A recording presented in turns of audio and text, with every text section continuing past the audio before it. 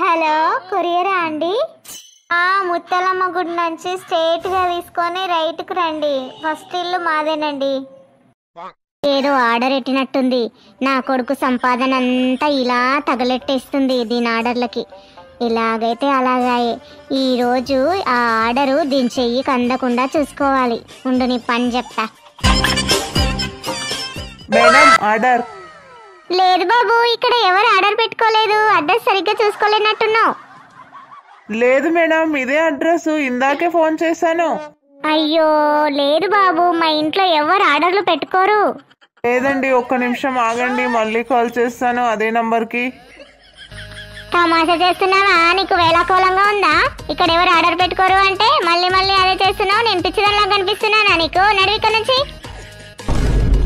Okay madam, sorry. Few moments later. ఏం కోడలు పిల్ల, కంగారు పడుతున్నట్టున్నావు?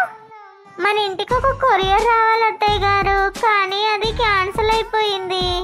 ఓహో అవునా, మళ్ళీ ఏం ఆర్డర్ పెట్టుకున్నావేంటి? ఆర్డర్ నాది కాదు అత్తయ్య గారు, మీదే. లండన్ నుంచి మీ అబ్బాయి గారు ప్రత్యేకంగా నీ కోసం డైమండ్ నెక్లెస్ పంపించారు అత్తయ్య గారు.